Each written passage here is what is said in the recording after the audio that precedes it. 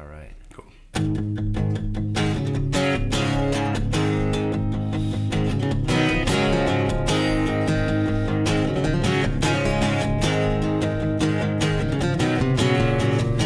All aboard, it's time to bake a cake with a clearance car. This train is never late. Past his crossbuck, all the lies of steel. Oh, the devil's in the ditch.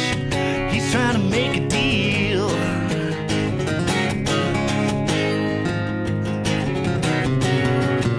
Gaining speed with every mile down the line. All I see are the blurry rush of pine. Sipping ash, spilling to the sky like a thundercloud as we roll by.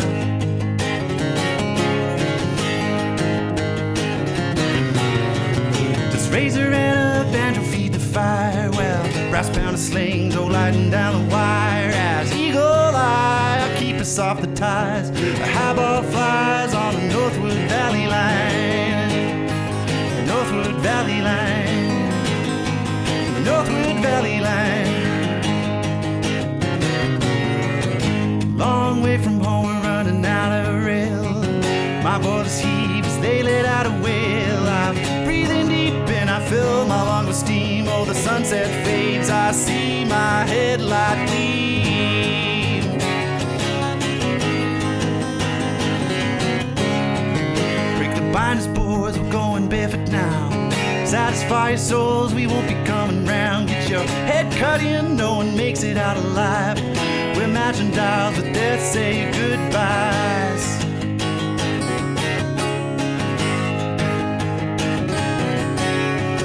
Cause razor and a banjo feed the fire. Well, brass pound of slings, oh, lighting down the wire. As eagle eye, I'll keep us off the ties. Oh, highball flies on the Northwood Valley Line.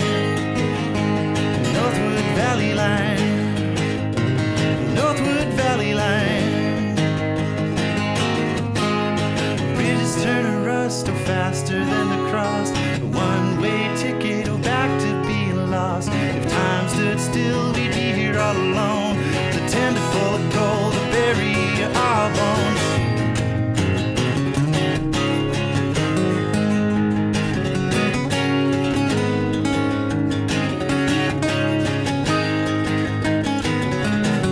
Again.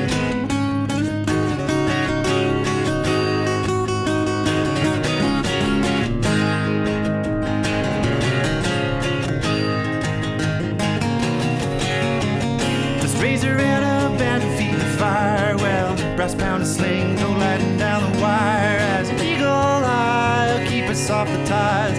A highball flies on the Northwood Valley Line. A highball flies on the Northwood Valley Line.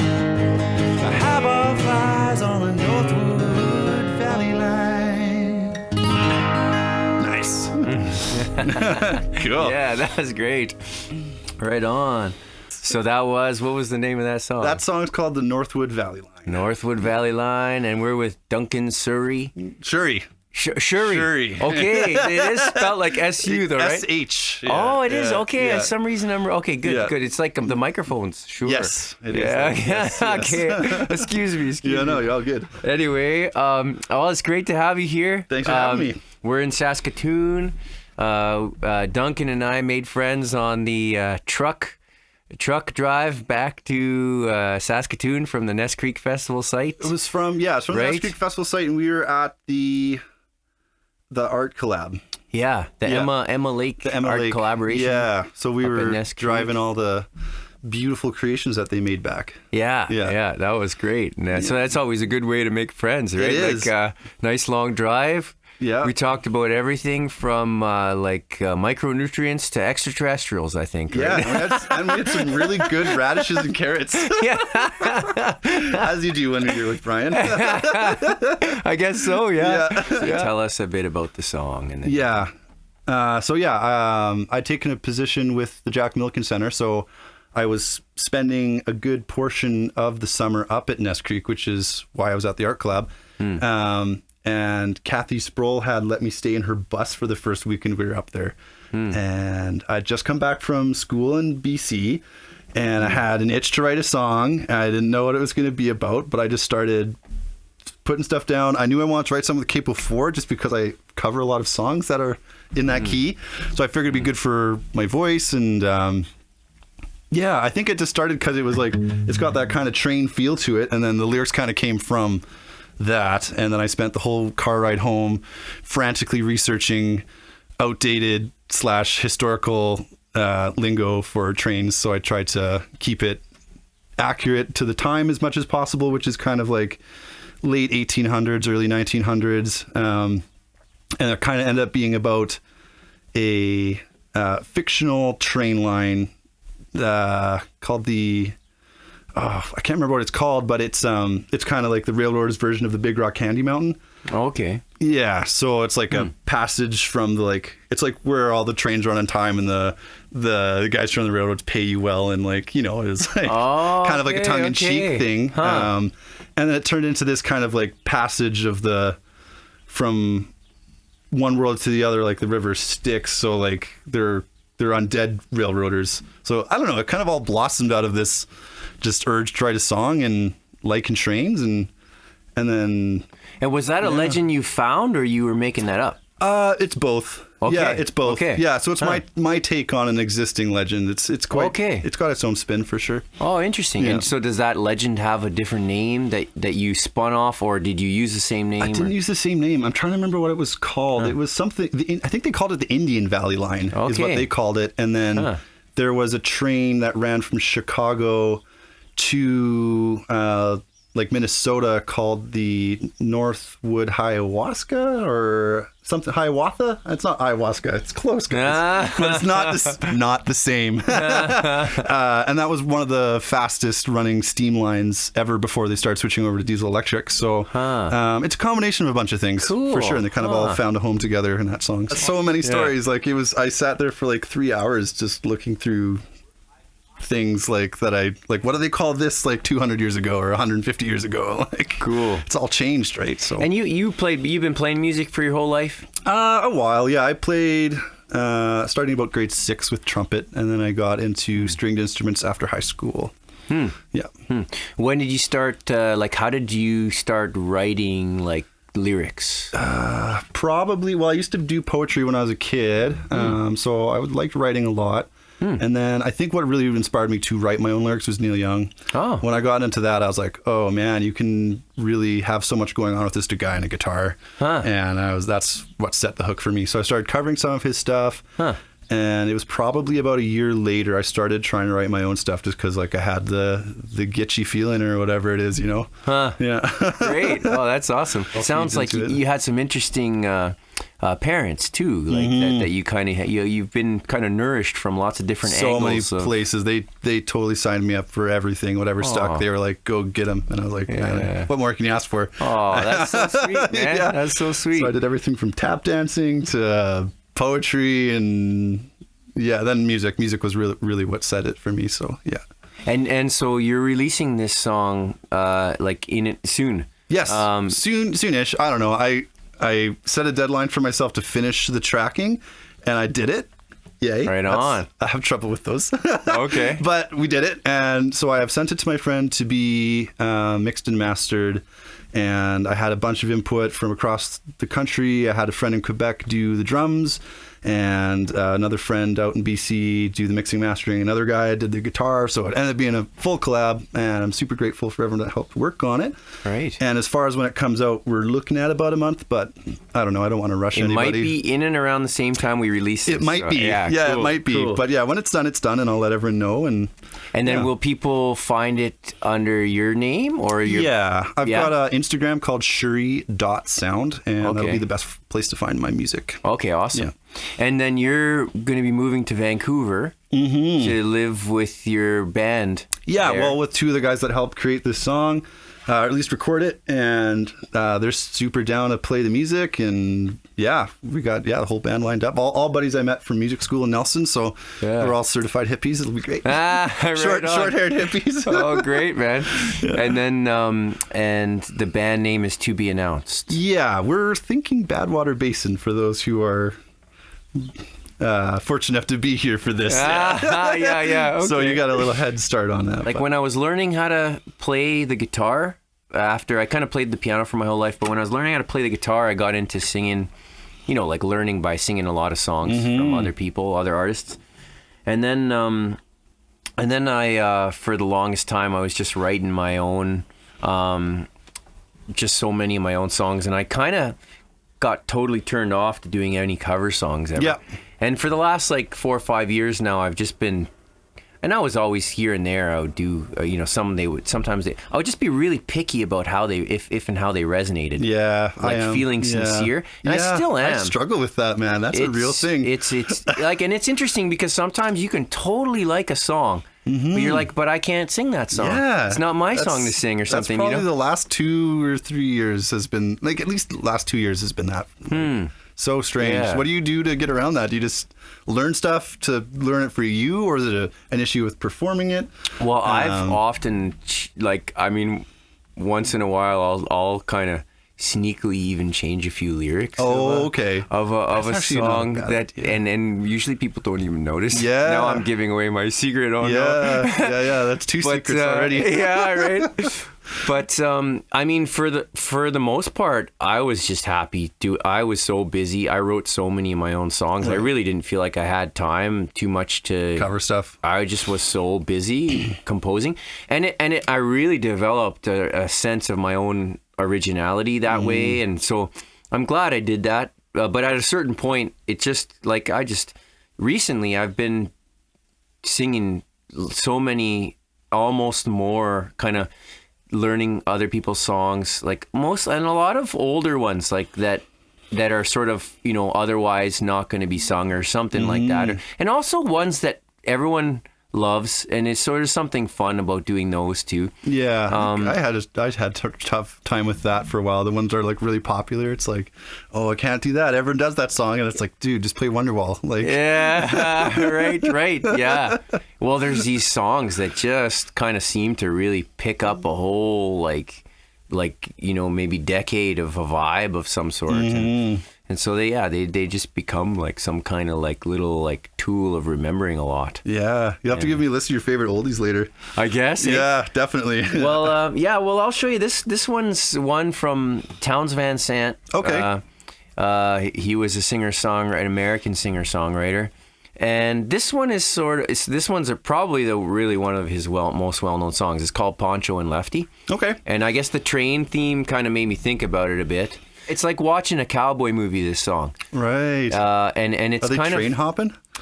There's mention of horses. I think. Did they mention a train in it? No, he just. That'd be the type, though. Yeah, So there's a line when there's these two characters, and then there's all this stuff that kind of gets alluded to. You can't exactly tell what happened, but there's all this room for assumptions. Yeah. And there's all these space for like thinking there's a good guy and a bad guy, but you can't really tell.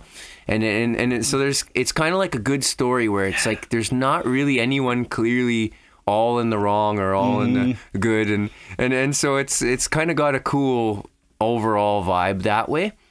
And there's this one point where one of the guys, they talk about how he goes to Ohio, and you imagine that he was probably on a train, right? But it could have been a buggy, like too, because it's kind of like there's the horse theme in there, right? But maybe I'll show you this one, Pancho and Lefty. Sure.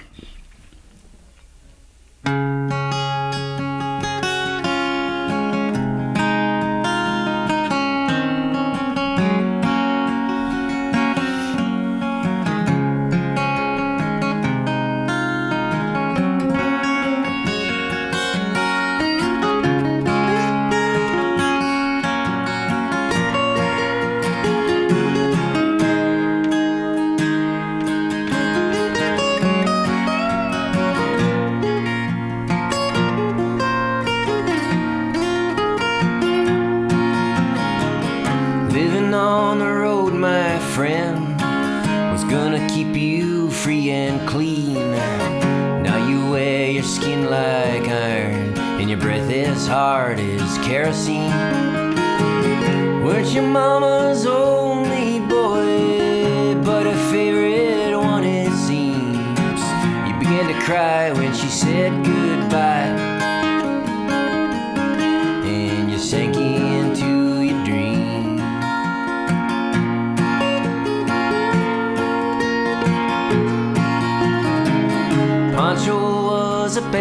boy, his horse was fast as polished steel.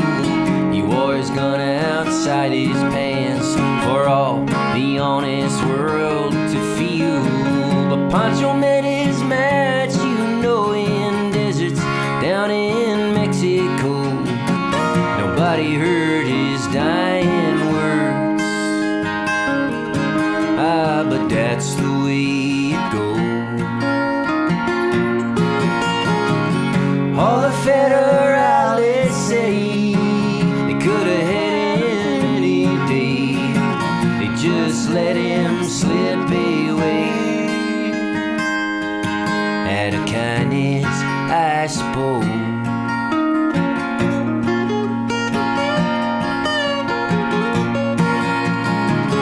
Lefty can sing the blues all night long like he used to. The dust that Pancho bit down south ended up in Lefty's mouth. The day they laid poor Pancho low, Lefty split for Ohio, where he got the bread to go. Well, there ain't nobody knows. All the federales say they could have had him any day. They just let him slip away. Out of kindness, I suppose.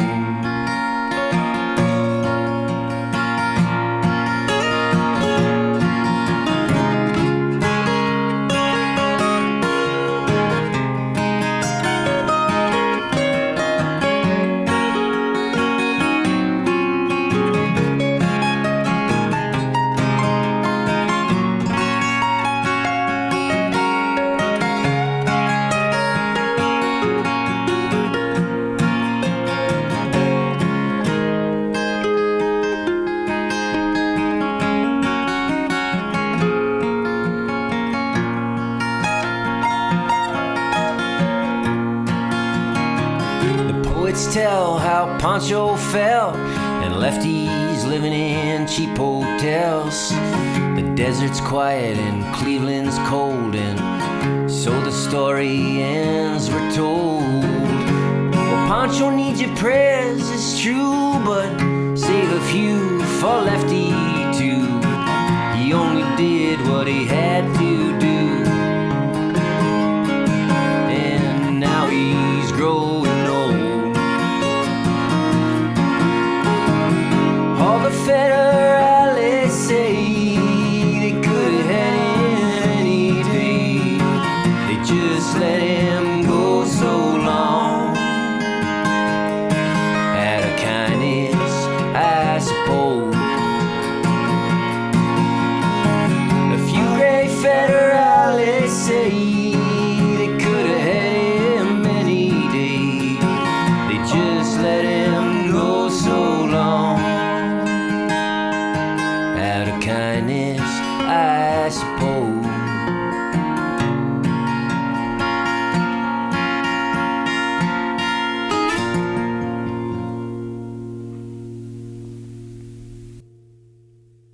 Wow, that was fun. That was good. That was fun. That was really great. Yeah. Right on.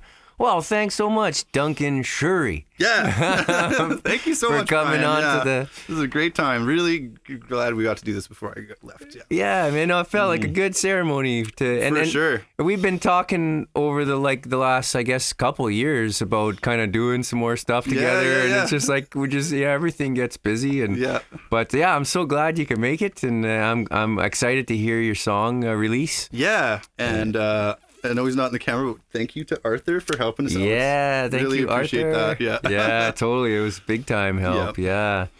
And so this is the right now we're kind of calling it the Don Phoenix Folk Show, but I might end up calling the show Living Traditions. That's great. Because I might have more than just songwriters, just kind of do interviews with all kinds of different people in different kind of old, still living arts and sciences, really. Yep. That's a great idea. Yeah.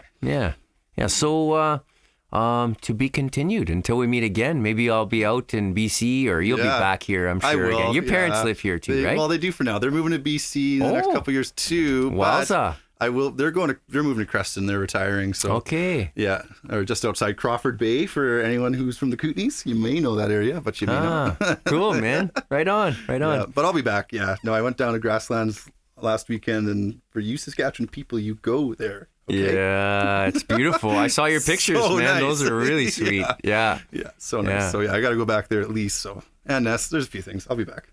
Yeah. Well, representing the south of Saskatchewan, we were talking about the north of Saskatchewan earlier. Yep. And then here we are in the middle. Yeah, we got it. We got it all figured out, I guess. Exactly. Yeah, right. Well, right. Well, as my young friend Kaya likes to say, she have a good life. Or have a good forever, we like to say. You know? Nice. Until next time. Okay, well, thanks again for showing up, Duncan. Yeah. Thanks, Arthur, and thanks everyone for. Thanks for tuning in. Yeah, right on, man. Okay. Bye. Take care.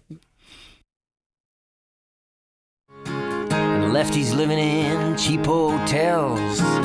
The desert's quiet and Cleveland's cold. They just let him slip away. Oh, okay.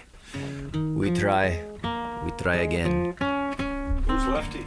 Yeah, I'm none on of the us. left, I guess. Yeah, I guess I'm so. on You are. stage Yeah, left. yeah. I'm the scoundrel. Yep. You just remember the last line. Yep. Yeah, Yep. because it goes. A few grays, yeah. Pancho needs our prayers, it's true, but save a few for Lefty too. Nice. Save a few for Lefty too. That's great.